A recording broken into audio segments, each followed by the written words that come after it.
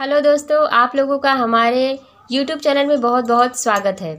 तो आज हम पढ़ने जा रहे हैं परिसर 1 कक्षा 4 के दूसरे पाठ को, जिसका नाम है सजीवों के परस्पर संबंध।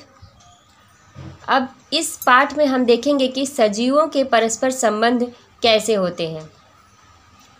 नीचे दी गई पहेली तुम अवश्य हल कर सकोगे। नीचे दी गई पहेली तुम अवश्य हल कर सकोगे। अब देखिए दोस्तों, यहाँ पर पहेली क्या दी गई है। ठीक दोपहर मिलती छाया, वहाँ थोड़ा सा रुक जाना, वृक्ष पुराना तना है बड़ा, दाढ़ी लंबी लेकिन वह खड़ा। अब यह तो वट का वृक्ष है, आप सभी तो जानते ही होंगे, नहीं जानते तो जान लीजिए। इस पहेली का उत्तर अत्यंत आसान है। क्या तुम पहेली हल कर सके?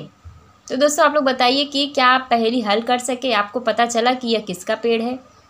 छाया के लिए कौन सा वृक्ष इन व्यक्तियों के लिए उपयोगी बन सका? यहाँ पर आपको दिखाया गया है एक पेड़, और यहाँ पर आपको दिखाया जा रहा है कि पेड़ के नीचे कौन कौन है। देखिए, कुछ किसान हैं, बच्चे हैं, औरत है, आदमी है, और ये बकरी है कि कुत्ता है, ये आप लोग देख लीजिए कि क्या है। ठीक है, और आगे देखिए बताया गया है कि बताओ तो परिसर की बहुत सी वनस्पतियाँ अलग अलग कारणों से हमारे लिए उपयोगी होती हैं। नीचे कुछ वनस्पतियों के नाम दिए गए हैं। इनकी पत्तियों का हम किस लिए उपयोग करते हैं? नागबेल, पलाश, मेथी, अड़ूसा और मीठा नीम।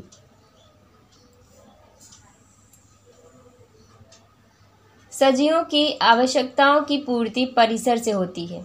दोस्तों हम सब जानते हैं कि सजीवों की आवश्यकता की पूर्ति परिसर मतलब हमारे आसपास के जो वातावरण है, और नदियाँ, पेड़ पौधे है ना, उसी से हमारी आवश्यकताओं की पूर्ति होती है।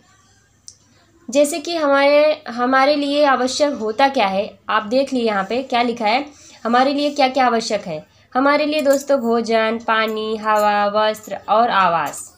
आवास दोस्तों, आवास का मतलब होता है रहने का स्थान, रहने का निवास इत्यादि हमारी कई आवश्यकताएं हैं।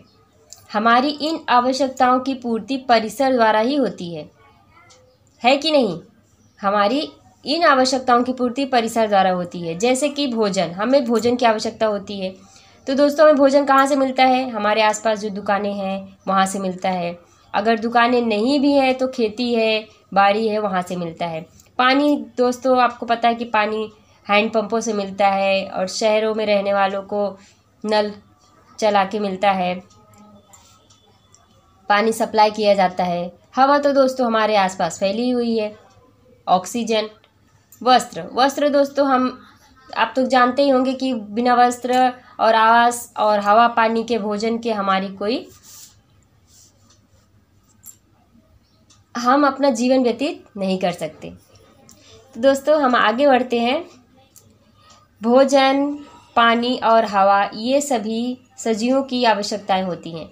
दोस्तों आप लोग देखिए, यहाँ पर दिखाया गया है कि एक आदमी कपड़ा सिल रहा है, मतलब हमें कपड़े की आवश्यकता होती है, हमें भोजन की आवश्यकता होती है, हमारे रहने का, देखिए पीने के लिए पानी और रहने के लिए घर, ये सब की आवश्यकता हमें ज़रूर पड़ती है और हमारे लिए बहुत ज़्यादा ही उपयोगी है। परिसर द्वारा ही इन आवश्यकताओं की पूर्ति होती है, परंतु प्रत्येक प्रकार के सजीवों की आवश्यकताओं में अंतर होता है।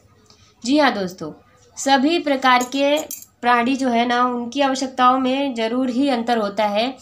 कि ये ज़रूरी नहीं कि हमारे लिए जो अच्छा है या हमारे लिए जो ज़रूरी है वो सबके लिए ज़रूरी हो। जैसे कि बहुत सारे प्राणी ऐसे होते हैं, जैसे चूहा दिन भर में जितना पानी पीता है उतने पानी से हाथी की एक बार की भी प्यास नहीं बुझ सकती। मतलब यहाँ पर ये बताया गया है कि चूहा जितना पानी पीता है उतने से हाथी को पानी की ज़्यादा आवश्यकता होती है, और चूहे को पानी की कम आवश्यकता होती है। आगे देखते हैं दोस्तों थोड़ा मनोरंजन। अब देखिए यहाँ पर मनोरंजन क्या हो रहा है। फूलों के मीठे मकरंद से तितलियां अपनी भूख मिटाती हैं। ठीक है, फूलों के रस चूस कर तितलियां अपनी भूख मिटाती हैं, मतलब तितलियां क्या करती है, फूलों का रस चूसती हैं, उससे उनकी भूख मिटती है। क्या मेंढक के लिए यह उपयोगी होगा? जैसे कि अब तितलियां जो हैं उनके लिए क्या उपयोगी है भोजन, उनको कहाँ से मिलता है, फूलों से। ठीक है, लेकिन मेंढक ऐसा नहीं करते। बकरी वृक्षों की पत्तियां खाती हैं। आप लोग को बताया गया है कि कौन क्या क्या खा रहा है यहाँ पे। अतः क्या बाघ भी वही खाएगा? जी नहीं। मछलियाँ पानी में श्वसन कर सकती हैं। आप लोग जानते हैं कि मछलियाँ पानी में जीवित रहती हैं और पानी से बाहर निकालती हैं तो वो मर जाती हैं।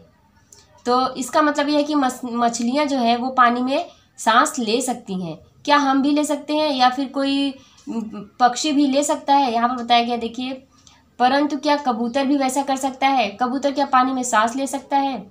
जी नहीं। रामबाण पानी में बढ़ता है, तो क्या नींबू और बैगन पानी में बढ़ेंगे? जी नहीं। ठीक है दोस्तों, तो ये देखिए आप लोगों को कितनी ज़रूरी, कितनी इम्पोर्टेंट जानकारी यहाँ पर मिल रही है। बताओ तो, देखिए हमें से क्या पूछा गया है, मछलियों ने पानी छोड़कर